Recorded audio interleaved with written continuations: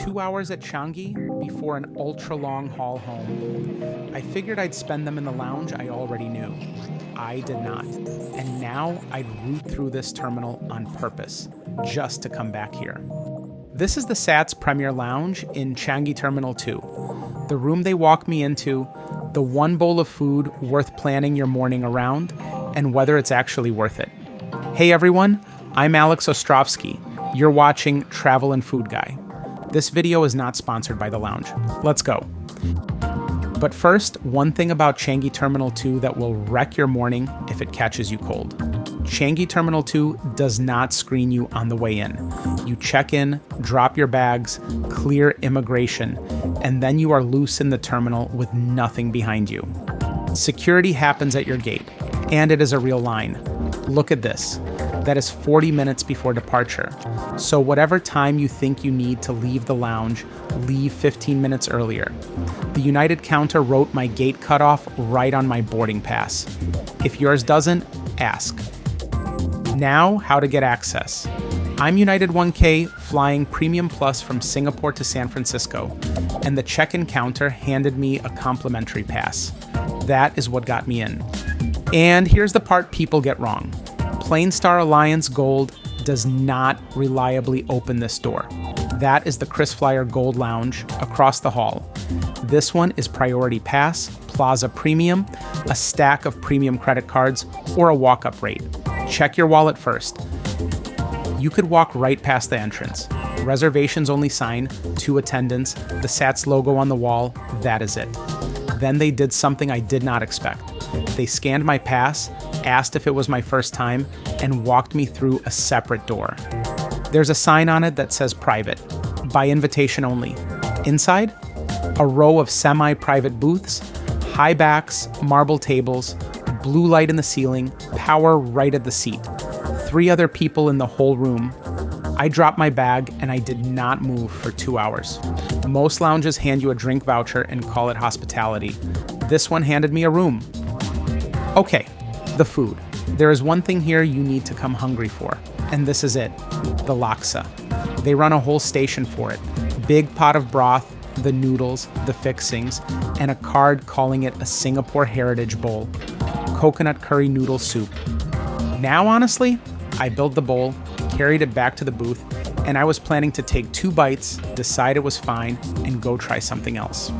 I finished the entire thing, and then I sat there wanting another one. The only reason I didn't go back is that I still wanted to try the rest of the spread.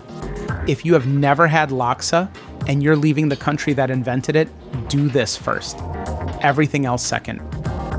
If you're planning a Changi layover and this is helping, hit that thumbs up. Takes a second, helps me a lot. All right, the rest of it.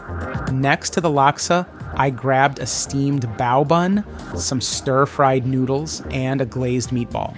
The bao was light, the noodles were properly hot, and that meatball had a sweet sauce on it that I went back for. Past that, it's a full hot line with chafing dishes and dumplings, a cereal wall, fruit, cheese and bread, and a coffee machine that never got a break. And the staff were restocking the whole time. Peak morning rush, and nothing looked picked over. The bar isn't staffed, nobody's making you anything. It's a wooden tray sitting out with Gordon's gin, Smirnoff, and this is the good part, a bottle of Johnnie Walker Black. Mixers next to it, fridge underneath with beer and soft drinks. Build your own. And I like that way more than I expected. I poured a small gin over pineapple juice just to try it. Pretty good. Then I switched to a Tiger from the fridge because it was 7:30 in the morning and I had already pushed it. 2 more things I wasn't expecting. Massage chairs. Real full body ones, not the coin-operated things at the mall. I got in one and stayed way longer than I planned to. And there's a quiet corner off to the side. 2 leather club chairs, a lamp, a couple of paintings. It reads like a hotel reading room, not an airport. Long layover and a book, that's the seat. Would this work with the family? I was solo, but yes. Emily would go straight for the cereal and the breads. Josh would eat everything they put out, no exaggeration, and Vika would be sold on that laksa before she sat down. The booths actually work better for 4 than open seating does. One caveat, it's a quiet adult feeling room. Teenagers, fine. Loud little ones, I'd think twice. And yes, the KrisFlyer Gold Lounge is sitting directly across the hall. I've been in both, and I have real opinions about which one you should walk into. But that deserves its own video, with footage from both sides.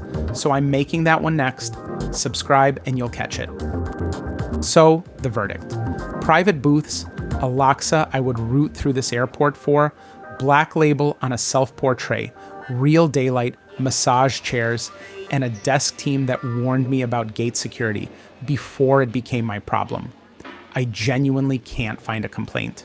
If you're flying Star Alliance out of Changi Terminal 2 and you've got a card that opens this door, take it.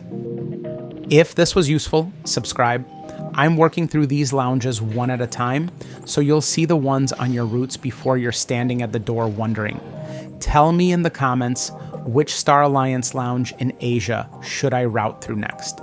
We are always planning the next layover, and the full written version, photos and all, is over at travelandfoodguide.com. See you in the next one.